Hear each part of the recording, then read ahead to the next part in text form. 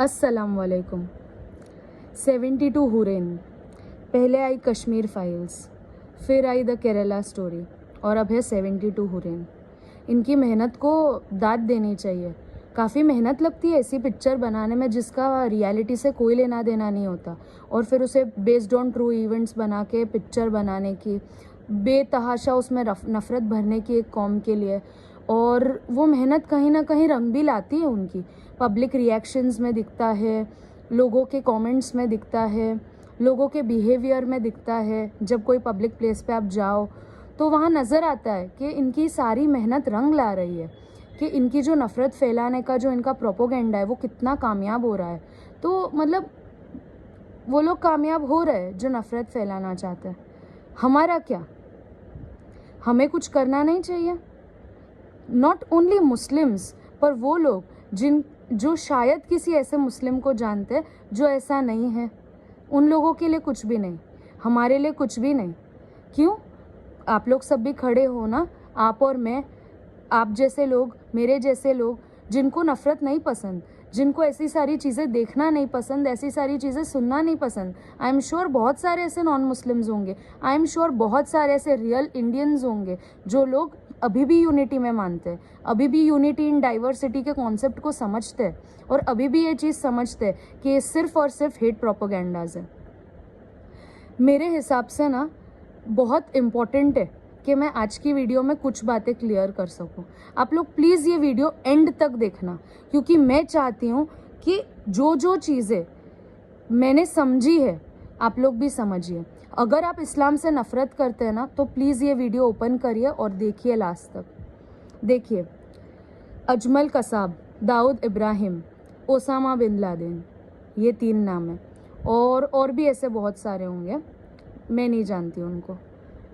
पर दुनिया में जब से दुनिया शुरू हुई है और जो मेजर अटैक्स हुए, क्या उसमें सिर्फ ये 3 लोग थे?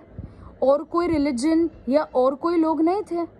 और इनका नाम, खाली नाम इनका मुस्लिम्स में आता है। आप जानते हैं कि वो रियल मुस्लिम थे या नहीं थे? क्योंकि जहाँ तक मैं मुस्लिम्स को समझती हूँ, जहाँ तक मैंने इस्लाम को समझा है, मैं ये 3 लोगों को मुस्लिम गिनूंगी ही नहीं। मैं इन लोगों को इस्लाम में नहीं गिन सकती। मैं इन लोगों को, मेरा दिल नहीं गवारा करता कि मैं इनको मुस्लिम्स बोलूँ। उसका रीज़न ये है ना कि उन लोगों ने बहुत सारे मासूमों की जान ली है। और वो सारे मासूम, आपको क्या लगता है कि जितने भी ये सारे अटैक्स में जिन लोगों ने अपनी जान से हाथ धो बैठे, क्या वो सारे नॉन मुस्लिम्स ही थे? उन लोगों ने सिर्फ नॉन मुस्लिम्स को ही टारगेट किया।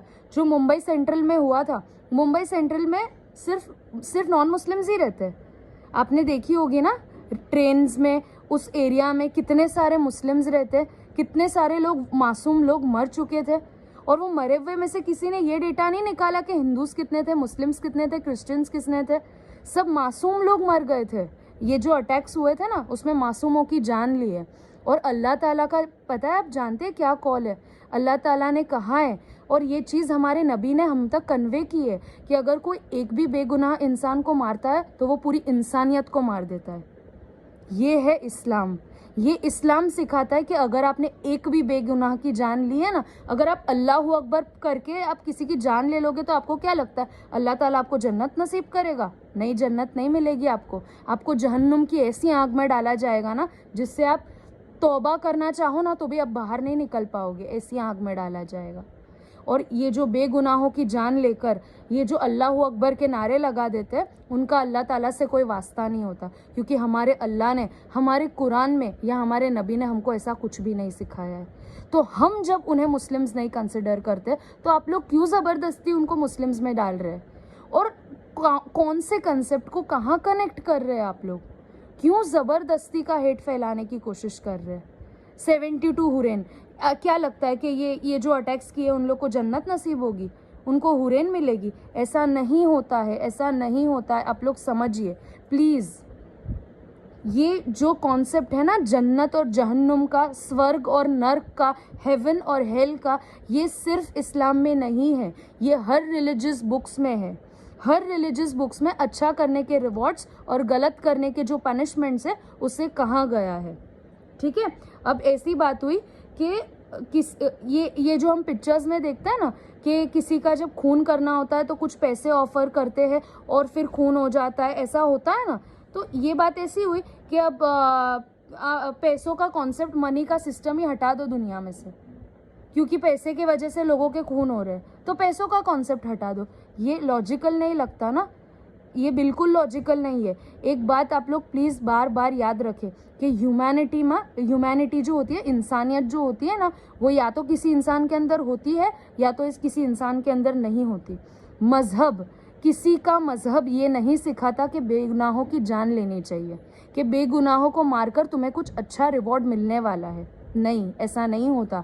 अगर जन्नत और जहन्नुम का कॉन्सेप्ट दिया है तो इंसान को सही ज़िंदगी गुजारने के लिए दिया है, इंसान को सही गलत की समझ होने के लिए दिया है जन्नत और जहन्नुम का कॉन्सेप्ट। अगर आप समझते हैं कि एक ऐसा पर्सन है जिसने अपनी पूरी लाइफ सिर्फ गुनह करने में निकाल दी, और एक ऐसा पर्सन जिसने अपनी लाइफ में बहुत सारे सैक्रिफाइसेस किए लोगों के लिए, उसने अच्छे काम किए, आप क्या समझते हैं कि मरने के बाद दोनों का एक ही अंजाम होना चाहिए? मतलब ऐसी सिस्टम नहीं होनी चाहिए कि इंसान को समझ में आए कि ज़िंदगी में अच्छा क्या करना चाहिए, उसे क्या बुरा करना चाहिए। ऐसा कुछ सिखाने वाली चीज़ ही नहीं होनी चाहिए। इसका मतलब ये सारी चीज़ें लाने का मीनिंग तो वही हुआ ना। क्यों? हर रिलीजन में हेवन और हेल का कंसेप्ट है। हेवन में कौन कौन सी चीज़ें होती है, हेल में क्या क्या चीज़ें होती है, ये चीज़ तो हर जगह सिखाई गई है। अच्छे काम करना, अच्छी चीज़ें करना, दिलों में मोहब्बत रखने को हमेशा रिवॉर्ड दिया जाएगा। और ये जो 72 हुरैन का कॉन्सेप्ट है भाई, फ्री में नहीं बट रहा है कि तुम किसी का कत्ल कर दोगे तो तुमको हुरैन मिल जाएगी। पहली बात आप ये बात याद रखिए कि जन्नत ऐसे ही लोगों को मिल सकती है जिन लोगों ने अपनी ज़िंदगी में अच्छे काम किए होंगे, जिन लोगों ने अपने दिल में खौफ रखा होगा बुरे काम करने से। तो प्लीज़ प्लीज़ प्लीज़ प्लीज़ ये 72 हुरैन के भूत अपने दिमाग से निकाल लीजिए, क्योंकि ये लोग पूरी कोशिश कर रहे हैं, कि नफ़रत फैले। आप क्यों फैलने दे रहे हैं? आप एक बार जानिए, हमारे नबी, आप जानते हैं हमारे नबी मोहम्मद सल्लल्लाहु अलैहि वसल्लम, उनका एक बहुत बड़ा दुश्मन था कुरैश। उनका जब आमना सामना हुआ था तब हमारे नबी के पास मौका था कि वो उनको मार सकते थे, पर हमारे नबी ने नहीं मारा उनको। उनके पास मौका था कि उनके सबसे बड़े दुश्मन को वो मारे, पर उन्होंने नहीं मारा। उन्होंने ये सोचकर नहीं मारा कि ये ना सही, इसकी नस्लों में कोई तो आएगा जो इस्लाम को समझेगा, जो हमारे दीन में दाखिल होगा। उन लोगों का सोचकर अल्लाह ताला के नबी ने उसे नहीं मारा। ये भी तो आप समझे कि हम फॉलो किसको कर रहे हैं? हम प्रॉफिट मोहम्मद सल्लल्लाहु अलैहि वसल्लम के उम्मती है। और अगर कोई ऐसा इंसान है जो मुस्लिम नाम रख के ये प्रॉफिट के बातों को ओबे नहीं कर रहे हैं अगर, तो वो मुस्लिम्स नहीं है। ये सारे टेररिस्ट मुस्लिम्स नहीं थे। वो लोगों ने इस्लाम की कोई चीज़ फॉलो नहीं की थी। अगर मैं सो एंड सो रिलीजन का सो एंड सो खुदा का नाम लेना चालू कर दूं और उनके नाम पर गलत काम करूं मैं, तो क्या मैं वो रिलीजन की हो जाती हूँ? क्या वो रिलीजन मुझे इजाज़त देगा, एक्सेप्टेंस देगा? नहीं देगा। गलत चीज़ों को खाली एक रास्ता चाहिए होता है, और वो रास्ता या तो मजहब या तो पैसे या कोई भी XYZ कारण को बना लेते हैं। तो ये जो कंसेप्ट है ना कि जन्नत और जहन्नुम के बेसिकली कंसेप्ट इंसान को ज़िंदगी कैसे गुजारनी चाहिए, ज़िंदगी में सही गलत क्या होता है, ये बताने के लिए समझाया गया है। और दूसरी बात, जब हम अपने बच्चे की परवरिश करते हैं, उसे हम तालीम देते हैं, हम स्कूल में क्यों रखते हैं?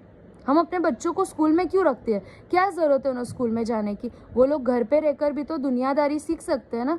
हम स्कूल में उन्हें एक यूनिफॉर्म पहन के क्यों भेजते हैं? हम स्कूल में उन्हें एक प्रॉपर तरीके से क्यों भेजते हैं? हम बच्चों को स्कूल इसलिए भेजते हैं ताकि वो लोग पहले से डिसिप्लिन समझे, पहले से वो लोग सही गलत समझे, पहले से उनको पता चले कि एक लाइफ गुजारने का तरीका क्या है। स्कूल में जाके वो लोग डिसिप्लिन सीखते हैं, उन लोग को पता चलता है कि उनको कौन सा नॉलेज ज़रूरी है, मैनर्स सीखते हैं वो लोग। उसी तरह रिलीजन्स बने हैं, रिलीजियस बुक्स बनी है, उसी तरह रिलीजियस बुक्स बनी है। और रिलीजियस बुक्स में कहा गया है कि एक इंसान के लिए सही क्या होता है, गलत क्या होता है। अगर सही काम करोगे तो सही रिवॉर्ड्स मिलेंगे, गलत काम करोगे तो उसकी पनिशमेंट्स मिलेगी। यही है जन्नत और जहन्नुम का कॉन्सेप्ट। ऐसा नहीं है कि आप बेगुनाहों को मारोगे तो आपको जन्नत की हूरें मिल जाएगी, नहीं मिलेगी। कैसे मिलेगी? अल्लाह इतना बेरहम नहीं हो सकता। अल्लाह रहम वाला है। और हमारे नबी, उनके अंदर इतना रहम था कि उनके जो चाचा थे ना, उनके चाचा हमज़ा रदी अल्लाह ताला अन्हु, वहशी नाम के एक इंसान ने उस वक्त उनको काट दिया था, उनके टुकड़े कर दिए थे, हमारे नबी के चाचा के टुकड़े कर दिए थे। पर जब वही वहशी, जब वो ईमान लेकर आए, जब उन्हें सही गलत का अंदाज़ा हो गया, तब मेरे नबी ने उनको भी माफ़ कर लिया था। वहशी रदी अल्लाह ताला अन्हु, वो फिर इस्लाम में दाखिल हो गए थे। मेरे नबी ने सिर्फ उनसे इतना कहा था कि तुम मेरे सामने मत आया करो, मुझे बार बार अपने चाचा की मौत की याद आ जाती है कि उनको तुमने कितनी बेरहमी से एक वक्त में मारा था। बस इतना कह के वो हट गए थे।